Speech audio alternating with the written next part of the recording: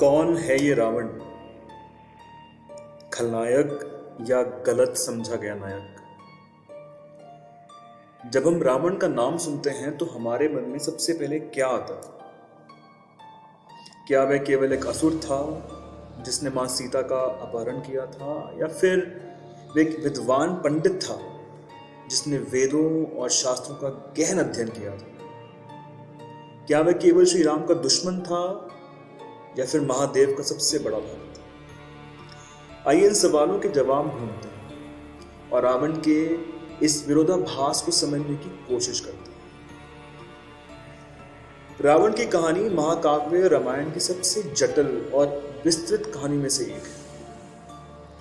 सारस्वत ब्राह्मण महर्षि पुलस्त्य ऋषि का पौत्र और विश्रवा का पुत्र रावण एक परम भगवान शिव भक्त, उद्भट राजनीतिज्ञ, महाप्रतापी, महापराक्रमी योद्धा, अत्यंत बलशाली, शास्त्रों का प्रखर ज्ञाता, प्रकांड विद्वान, पंडित एवं महाज्ञानी था।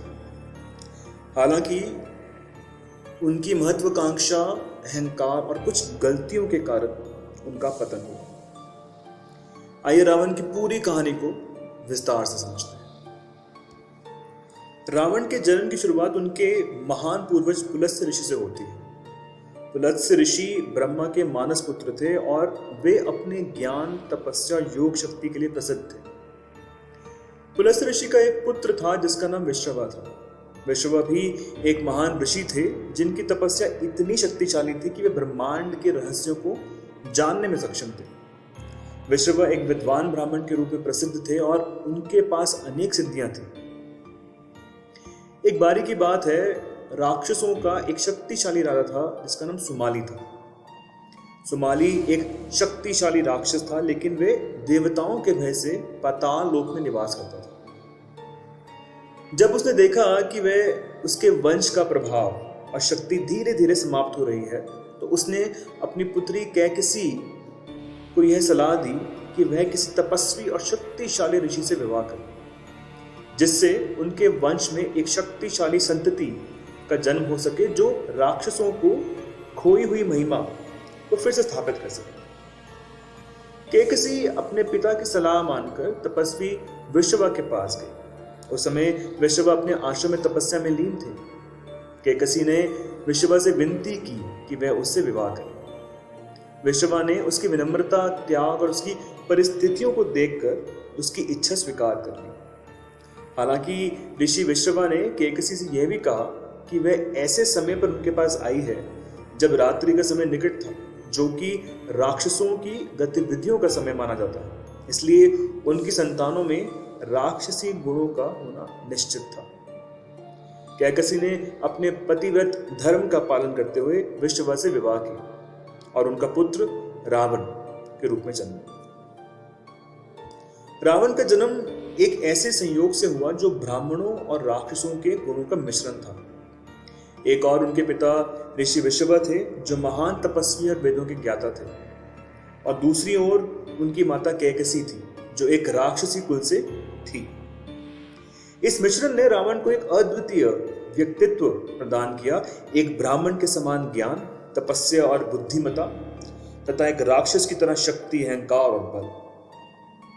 जन्म के समय रावण का असली नाम दशग्रीव रखा गया, जिसका अर्थ था 10 सिर वाला। रावण के 10 सिर उसकी असीम ज्ञान, बुद्धिमता और शक्ति का प्रतीक थे। यह माना जाता है कि रावण के 10 सिर प्रतीकात्मक थे और वे उसके विशाल ज्ञान, कला, संगीत, युद्ध कौशल, दर्शन और धर्म के प्रति उसकी समझ का प्रतिनिधित्व करते थे। रावण के जन्म के समय कुछ भविष्यवाणी भी की गई थी। कहा जाता है कि जब रावण का जन्म हुआ तो आकाश में विभिन्न अशुभ संकेत दिखाई दिए। ऋषि विश्रवा ने अपने पुत्र को देखकर समझ लिया कि वह एक महान योद्धा और विद्वान बनेगा, लेकिन उसका अहंकार और अत्यधिक शक्ति एक दिन उसके विनाश का कारण बनेगी। उन्होंने यह भी भविष्यवाणी की कि रावण का पतन किसी मनुष्य के हाथों होगा जो देवताओं के लिए वरदान साबित हो। रावण अकेला पुत्र नहीं था, उसके और भी भाई बहन थे। रावण का छोटा भाई जो बहुत शक्तिशाली और विशालकाय था, कुंभकर्ण, एक महान योद्धा और विद्वान था, लेकिन उसे उसके अत्यधिक खाने और सोने की प्रवृत्ति के लिए जाना जाता था।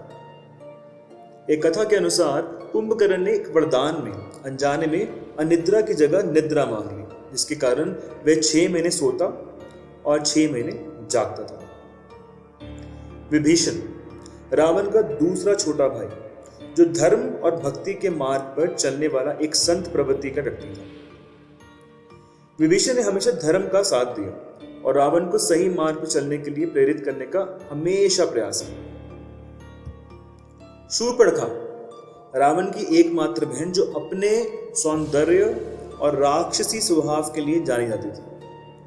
शूर्पणखा की कथा भी रावण के जीवन में एक महत्वपूर्ण मोड़ साबित हुई, जिसके कारण सीता हरण और अंततः राम रावण का युद्ध हुआ। रावण का बचपन उसके माता पिता की देखभाल में बीता। उसके पिता ने उसे वेदों, शास्त्रों, ज्योतिष, संगीत और युद्ध कला में उच्च शिक्षा दी। वैश्रवा ने रावण को सबसे पहले संस्कृत भाषा में पारंगत दी। संस्कृत के अध्ययन के साथ साथ उन्होंने रावण को वेद, उपनिषद, पुराण और अन्य धार्मिक ग्रंथों की शिक्षा दी। इसके अलावा उन्हें धर्म, नीति, दर्शन, ज्योतिष और गणित का भी खूब ज्ञान दिया। इस प्रकार रावण का प्रारंभिक शिक्षा चरण अत्यंत गहन और व्यापक था, जिसने उनके व्यक्तित्व को एक अद्वितीय विद्वान के रूप में आकार दिया। रावण का शास्त्रों और वेदों का ज्ञान भी बहुत अद्वितीय था। उन्होंने चारों वेदों ऋग्वेद, यजुर्वेद, सामवेद और अथर्ववेद का अध्ययन किया। इन वेदों की ऋचाओं और मंत्रों में उनकी पारंगतता ने उन्हें एक महान ब्राह्मण विद्वान के रूप में प्रतिष्ठित किया। वेदों के अध्ययन के साथ ही रावण ने वेदांग, उपनिषद और पुराणों को भी प्राप्त किया। इसके अलावा रावण ज्योतिष में भी पारंगत थे। वे ग्रहों, नक्षत्रों और राशियों की गति और प्रभाव के बारे में गहन ज्ञान रखते थे। इस ज्ञान ने उन्हें एक ज्योतिषाचार्य बनाया। अपने इसी ज्ञान के बल पे वे भविष्यवाणियों और ज्योतिषों की गणनाओं को भी निपुणता से पूरी करते थे। रावण ने बचपन से ही अपने पिता से शास्त्रों के साथ साथ अस्त्र शस्त्रों की शिक्षा भी प्राप्त की। उन्होंने धनुर्विद्या, तलवार चलाने की कला, गदा युद्ध और मल्ल युद्ध जैसे विभिन्न युद्ध कलाओं में महारत हासिल की। रावण की युद्ध कौशल में निपुणता ने उन्हें एक अद्वितीय योद्धा बनाया। कहा जाता है कि रावण ने अपने युद्ध कौशल को पूर्ण करने के लिए अलग अलग ऋषियों और गुरुओं से भी शिक्षा प्राप्त की। उन्होंने युद्ध की रणनीतियों और युद्ध संचालन में भी महारत हासिल की, जो उन्हें अपने समय के सबसे शक्तिशाली शासकों में से एक बनाती थी। रावण का ज्ञान केवल शास्त्रों और युद्ध कला तक सीमित नहीं था। उन्होंने तपस्या और योग में भी महारत हासिल की थी। वे घोर तपस्वी थे और अपने जीवन काल में कई बार कठोर तपस्या कर चुके थे। इन तपस्याओं के दौरान उन्होंने योग की उच्चतम विधियों और साधनाओं में पारंगतता हासिल की। रावण ने ब्रह्मा, विष्णु और शिव की कठोर तपस्या की और उनसे कई दिव्य वरदान प्राप्त किए। अपनी तपस्या के बल पर रावण ने अनेक सिद्धियां प्राप्त की, जिनमें से एक स्थान से दूसरे स्थान पर तुरंत जाने की अणिमा और महिमा जैसी सिद्धियां भी शामिल थी। उनकी तपस्या के कारण ही उन्हें अजेयता का वरदान मिला, जो उन्हें एक अमर योद्धा के रूप में स्थापित करता है। रावण की शिक्षा का एक महत्वपूर्ण पहलू उनका संगीत और कला में निपुण होना भी था। रावण एक उत्कृष्ट वीणा वादक थे और उन्होंने रावण हत्था नामक एक वाद्य यंत्र का आविष्कार किया था। यह यंत्र आज भी कई स्थानों पर लोक संगीत में प्रयोग में किया जाता है। रावण ने संगीत शास्त्र में भी विशेष अध्ययन किया और वे राग रागिनियों के गहन ज्ञाता थे। रावण की संगीत के प्रति गहरी रुचि और निपुणता का सबसे बड़ा उदाहरण है शिव तांडव स्तोत्र की रचना। इस स्तोत्र में शिव की महिमा का वर्णन इतनी उत्कृष्टता और की संगीतात्मक से किया गया है कि आज भी भगवान शिव की आराधना में सबसे प्रमुख स्तोत्र माना जाता है। इस स्तोत्र में उनकी काव्य प्रतिभा और संगीत की अद्वितीय समझ स्पष्ट रूप से झलकती है। रावण तंत्र और मंत्र विद्या में भी पारंगत थे। वे तंत्र शास्त्र के विद्वान माने जाते थे और अपनी मंत्र शक्ति से वे अनेक चमत्कार करने में सक्षम थे। रावण ने तंत्र साधना के माध्यम से महामृत्युंजय मंत्र की भी सिद्धि प्राप्त की थी, जो जीवन और मृत्यु के चक्र को नियंत्रण करने में सक्षम है। रावण का मंत्र शक्ति का ज्ञान इतना प्रबल था कि उन्होंने अपने कई युद्धों में इसे प्रयोग कर अपने शत्रुओं को पराजित किया। उनकी मंत्र विद्या और तंत्र शक्ति ने उन्हें एक शक्तिशाली तांत्रिक भी बना दिया था। बहुत कम लोग जानते हैं कि रावण एक महान चिकित्सक भी थे। उन्होंने आरोग्य शास्त्र का अध्ययन किया और कुंभकर्णीय तंत्र और आरोग्य सूत्र नामक ग्रंथों की रचना की, जिनमें उन्होंने आयुर्वेद, चिकित्सा और औषधियों के बारे में विस्तार से लिखा है। रावण संहिता नामक आयुर्वेदिक ग्रंथ में विभिन्न जड़ी बूटियों और चिकित्सा विधियों का उल्लेख है, जिससे यह पता चलता है कि वे चिकित्सा शास्त्र में भी निपुण थे। रावण ने विभिन्न औषधीय पौधों और जड़ी बूटियों का अध्ययन किया और उनसे उपचार की विधियां विकसित की। रावण संहिता में उनके द्वारा लिखी गई चिकित्सा विधियां आज भी उपयोगी मानी जाती हैं। रावण का बाल्यकाल अपने बहन और भाइयों के साथ ज्ञानार्जन और तपस्या में व्यतीत हुआ।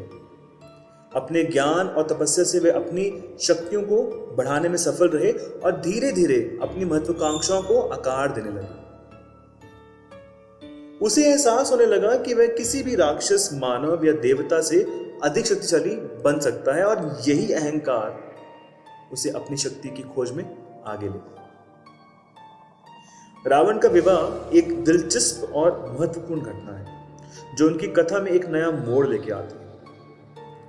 रावण का विवाह मंदोदरी नामक एक अत्यंत सुंदर, धार्मिक और गुणवान महिला से हुआ था, जो बाद में राक्षसों की रानी बनी।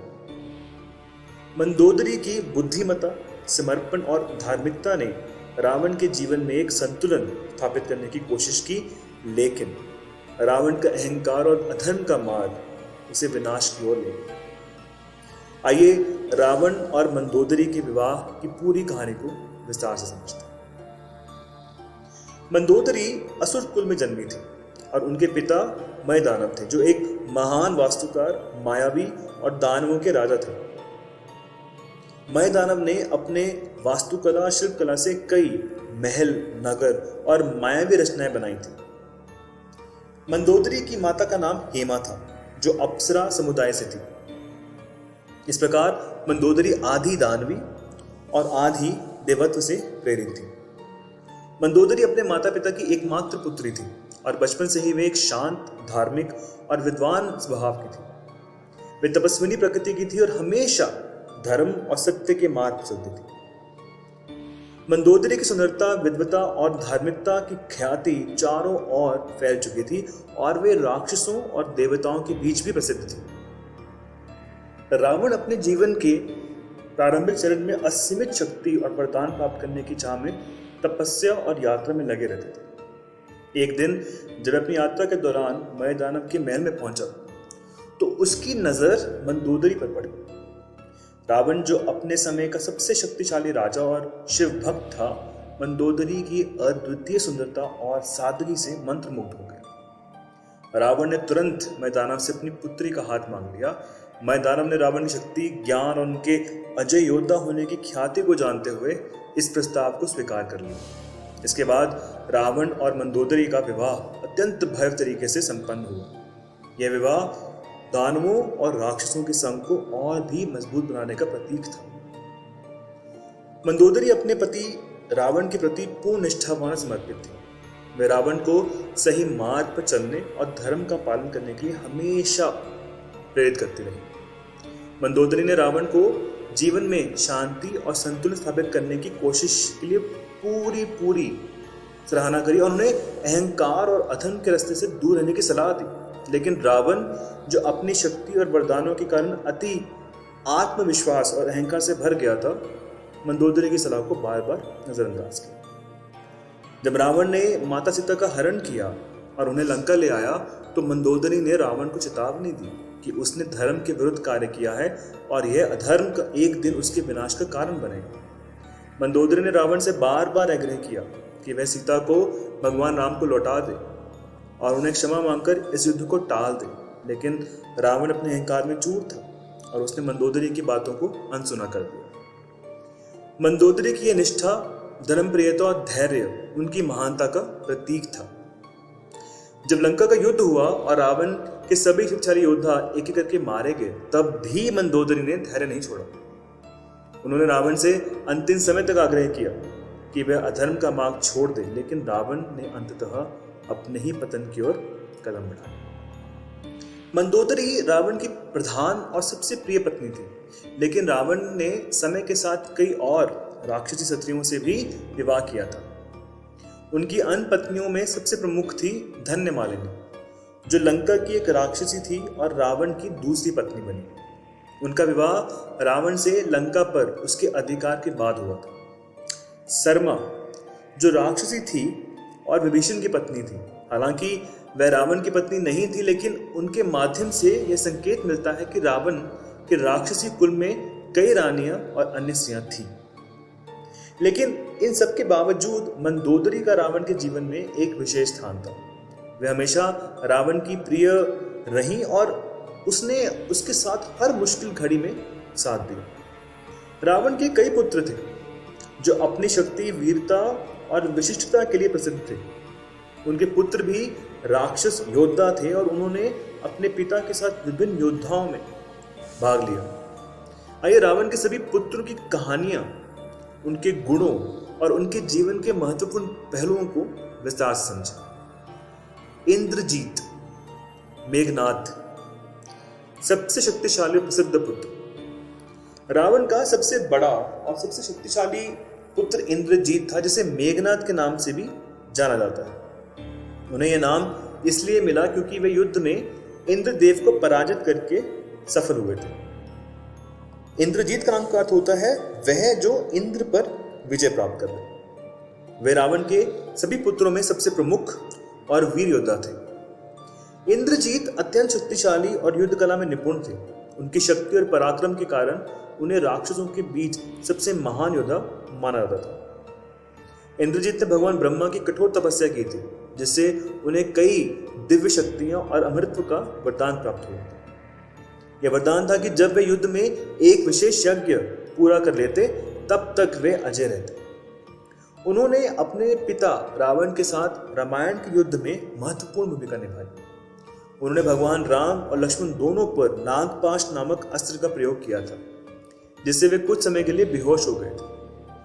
मेघनाद को विभीषण द्वारा दिए गए सुझावों के कारण भगवान राम की सेना में से लक्ष्मण ने मार दिया।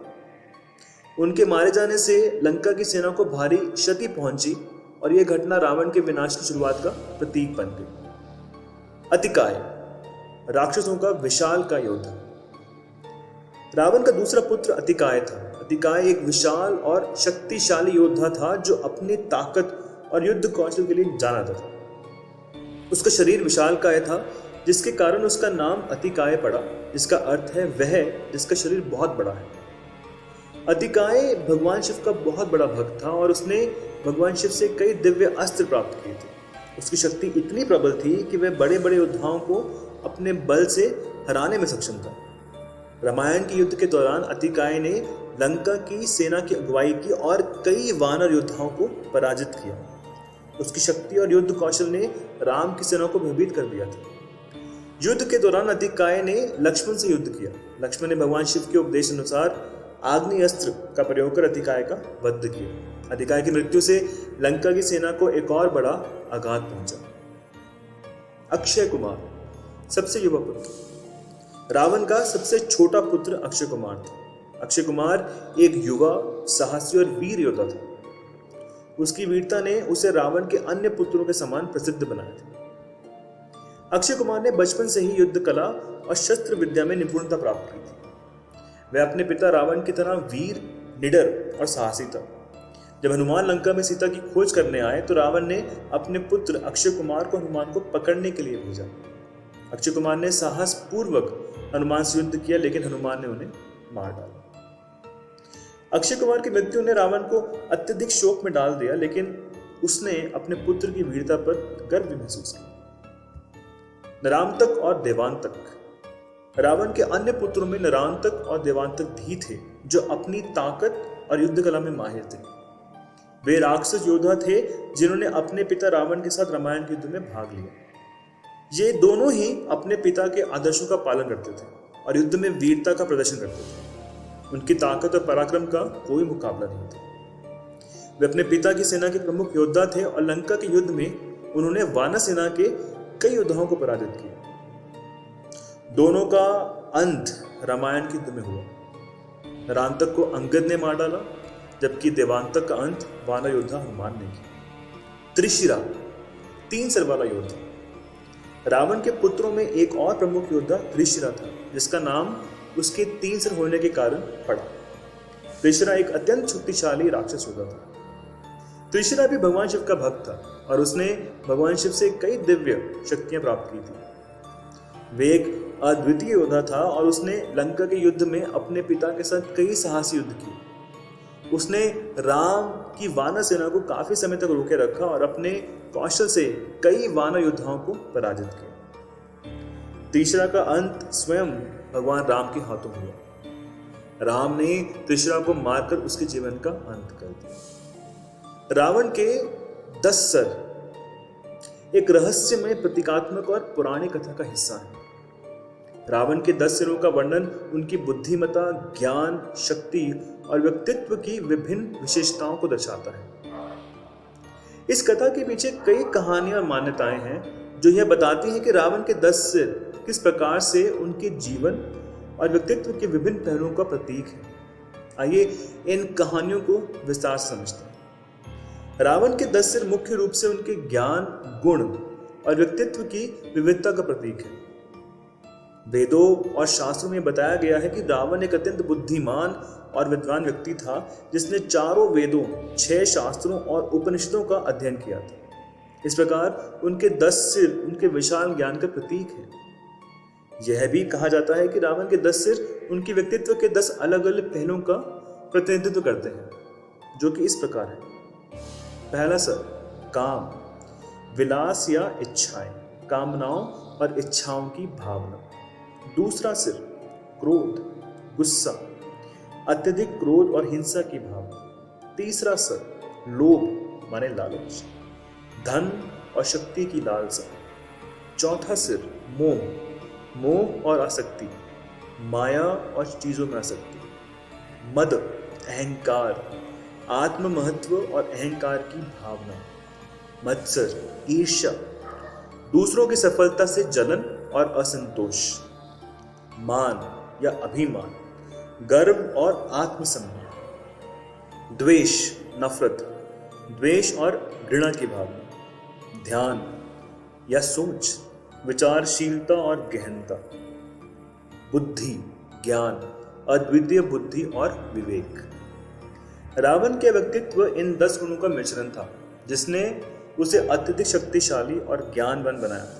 लेकिन उसके अहंकार, लालच और क्रोध ने उसे पतन की ओर धकेल दिया। एक कथा के अनुसार रावण ने अपनी असाधारण शक्ति और ज्ञान प्राप्त करने के लिए भगवान ब्रह्मा की कठोर तपस्या की। वे कई वर्षों तक बिना भोजन और जल के तपस्या में लीन रहे। तपस्या के दौरान अपनी भक्ति और समर्पण को सिद्ध करने के लिए रावण ने एक एक करके अपने सर को काटकर भगवान ब्रह्मा को अर्पित किया। जैसे ही उसने अपना सर काटा, वह पुनः उत्पन्न हो जाता। यह प्रक्रिया उसने 10 बार की। हर बार नया सिर उगाता था। रावण के इस अद्वितीय बलिदान से भगवान ब्रह्मा प्रसन्न हुए और उन्होंने उसे वरदान दिया। उन्होंने कहा कि रावण के 10 सिर उसके महान ज्ञान, तपस्या और शक्ति का प्रतीक बनेंगे। इस प्रकार यह कहानी बताती है कि रावण के 10 सिर उसकी कठोर तपस्या, भक्ति और असाधारण बलिदान का प्रतीक थे। एक अन्य कथा के अनुसार जब रावण का जन्म हुआ था तो उसकी माता कैकसी ने उसे वरदान दिया था कि वह 10 सिरों के समान बुद्धिमान, शक्तिशाली और महान बनेगा। उन्होंने रावण को आशीर्वाद दिया कि उसकी बुद्धिमत्ता और ज्ञान संसार में अद्वितीय रहेंगे। इस आशीर्वाद के कारण रावण के 10 सिर प्रतीकात्मक रूप से उभर आए और उसको अपार ज्ञान और शक्ति का प्रतीक बने। रावण आयुर्वेद और तंत्र विद्या में भी एक महान विद्वान थे। ऐसा माना जाता है कि उसने आयुर्वेद, तंत्र, मंत्र और ज्योतिष के गहन अध्ययन से अपनी तंत्र साधनाओं में महारत हासिल की। तंत्र विद्या में 10 दिशाओं का महत्व होता है और प्रत्येक दिशा का संबंध एक विशेष शक्ति से होता है। रावण के 10 सिर इस 10 दिशाओं पर उसकी विजय और उसकी शक्ति का प्रतीक थे। रावण का यह ज्ञान इतना द्वितीय था कि उसने विभिन्न तंत्रों, मंत्रों और आयुर्वेदिक औषधियों का प्रयोग कर अपनी शक्ति और ऊर्जा को 10 गुना बढ़ा लिया था। इस कारण उसके 10 सिर उसके अपार ज्ञान, शक्ति और तंत्र विद्या को बताते हैं। रावण का अहंकार भी उसके 10 सिरों का एक महत्वपूर्ण पहलू है। कई कहानियों में कहा गया है कि रावण के 10 सिर उसके अत्यधिक अहंकार, लालच और अत्यधिक आत्म प्रशंसा का प्रतीक थे। वह स्वयं को देवताओं, असुरों, मनुष्यों से श्रेष्ठ मानता था और यह मानता था कि कोई भी उसे पराजित नहीं कर सकता। रावण के 10 सिर उसके भीतर की 10 प्रमुख कमजोरियों को भी दिखाते हैं, जिनमें अहंकार, काम, क्रोध, लोभ और द्वेष जैसे नकारात्मक भावनाएं शामिल थी। यह भावनाएं अंततः उसके पतन का कारण बनी और उसे अधर्म के मार्ग पर ले गई। एक अन्य कथा के अनुसार भी रावण भगवान शिव का महान भक्त था और उसने अपनी भक्ति में इतना गहन अभ्यास किया कि उसे 10 सिर प्राप्त हुए। यह कहा जाता है कि रावण ने भगवान शिव की तपस्या के दौरान एक बार गुस्से में आकर अपने सिर को काटने की धमकी दे दी।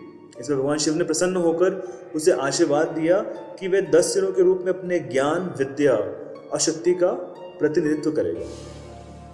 रावण की भक्ति ने उसे शिव से चंद्रहास नामक तलवार भी दिलाई, जो उसकी शक्ति का प्रतीक थी। उसके 10 सिर शिव भक्ति, ज्ञान और असीमित बुद्धिमत्ता के प्रतीक बन गए। कुछ यौगिक और आध्यात्मिक ग्रंथों के अनुसार रावण के 10 सिर मानव मस्तिष्क के 10 प्रमुख क्षेत्रों का प्रतिनिधित्व करते हैं, जो चेतना, ज्ञान और शक्ति के अलग अलग स्तरों को दर्शाते हैं। इस दृष्टिकोण से रावण के 10 सिर ये संकेत देते हैं कि वह उन उच्चतम स्तरों पर पहुंच गया था जो एक साधारण व्यक्ति के लिए संभव नहीं थे। वह एक दिव्य शक्ति के स्तर तक पहुंचा जिसमें ज्ञान, तंत्र, मंत्र और योग की पूर्णता थी। रावण की बहन शूर्पणखा एक बार पंचवटी, जहां राम, सीता और लक्ष्मण वनवास के दौरान रह रहे थे, वहां गई। वहां उसने भगवान राम से विवाह का प्रस्ताव रखा, जिसे राम ने स्वीकार कर दिया। क्रोधित होकर उसने लक्ष्मण के पास जाकर यही प्रस्ताव रखा। लक्ष्मण ने उसका उपहास किया और क्रोध में आकर उसकी नाक काटी। यह अपमान शूर्पणखा के लिए असहनीय था और वह अपने भाई रावण के पास गई और उसकी शिकायत की। रावण ने सीता के अप्रतिम सौंदर्य की कहानी सुनी थी और उसने सीता का हरण करने की योजना बनाई। उसने मारीच नामक एक राक्षस की सहायता ली, जिसने स्वर्ण मृग का रूप धारण किया और सीता को मोहित किया। जब राम मृग का पीछे करने गए और लक्ष्मण भी सीता के आग्रह पर गए, तब रावण ने साधु का रूप धारण कर सीता का हरण कर लिया और उन्होंने अपने पुष्प विमान में ढाकर लंका ली। लंका पहुंचने के बाद रावण ने सीता से विवाह का प्रस्ताव रखा, लेकिन सीता ने रावण के प्रस्ताव को अस्वीकार कर दिया। रावण ने सीता के साथ कोई भी दुर्व्यवहार नहीं किया, लेकिन उसने उन्हें कैद कर लिया और उन्हें धमकाया कि यदि वह उनकी पत्नी नहीं बनी तो वह उन्हें मार देगा। सीता के प्रति रावण का आकर्षण उनकी सबसे बड़ी कमजोरी बन गई। इस दौरान विभीषण ने रावण को बार बार समझाने की कोशिश भी करी कि सीता को भगवान राम को लौटा दें, लेकिन रावण अपने अहंकार में विभीषण की बात को नजरअंदाज कर दिया। रावण ने विभीषण को भी लंका से निष्कासित कर दिया, जो बाद में भगवान राम की सेना में शामिल हो गए। राम ने अपनी वानर सेना के साथ लंका पर चढ़ाई की। वानर सेना का नेतृत्व हनुमान, अंगद, सुग्रीव और विभीषण जैसे महान योद्धाओं ने किया। रावण और राम के बीच इस युद्ध में कई दिग्गज राक्षस योद्धाओं जैसे इंद्रजीत, कुंभकर्ण और अतिकाय की मृत्यु हुई। हनुमान ने लंका दहन किया और लंका में आग लगाई। अंततः रावण और राम के बीच एक महायुद्ध हुआ।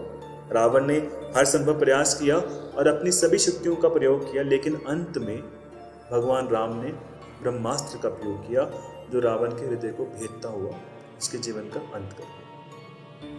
मरने से पहले रावण ने विभीषण से कहा, धर्म और सत्य के मार्ग पर चलना ही मनुष्य का सच्चा धर्म है। मैंने अपने जीवन में कई गलतियां की हैं, लेकिन सबसे बड़ी गलती मैंने अपने अहंकार को कभी नहीं छोड़ा। रावण ने अंततः यह स्वीकार किया कि उसके पतन का मुख्य कारण उसका अहंकार और अत्यधिक महत्वाकांक्षा थी। अब इस पूरी कहानी से हमें कुछ सीख मिलती है। पहली सीख मिलती है, अहंकार का पतन निश्चित है। रावण की कहानी ये सिखाती है कि चाहे आप कितने भी शक्तिशाली या बुद्धिमान हो, अहंकार का अंत विनाश ही होता है। दूसरी सीख है धर्म का पालन। विभीषण के उदाहरण से स्पष्ट होता है कि धर्म के मार्ग पर चलना सदा सही होता है, चाहे वह अपने ही परिवार के विरुद्ध क्यों ना हो। तीसरा सीख जो है वो ये है कि विद्या और शक्ति का सही प्रयोग। रावण के पास असीम शक्ति और ज्ञान था, लेकिन उसने उसका दुरुपयोग किया। यही उसकी सबसे बड़ी कमजोरी थी। अब इस कहानी का निष्कर्ष निकलता है कि रावण को पारंपरिक रूप से एक खलनायक के रूप में देखा जाता है, क्योंकि उसने सीता का हरण किया और भगवान राम का विरोध किया, जो उसके अहंकार और इच्छाओं को दर्शाता है। लेकिन रावण के अंदर एक छिपा हुआ नायक भी था। वह भगवान शिव का परम भक्त, महान विद्वान और वेदों और उपनिषदों का ज्ञाता था। उसने लंका को समृद्ध बनाया और ज्ञान को सर्वोपरि माना। असल सच्चाई ये है कि रावण एक जटिल व्यक्तित्व का बंदा था, शक्तिशाली लेकिन दोषपूर्ण, ज्ञानवान परंतु अहंकारी। उम्मीद करता हूँ कि आपको रावण की ये कहानी अच्छी लगी होगी, समझ आया होगा और आप अपने जीवन में इन सीखों को अपनाएंगे। आप सभी को विजयदशमी की बहुत बहुत शुभकामनाएं। आप सभी का दिन शुभ हो। राधे कृष्ण गोविंद।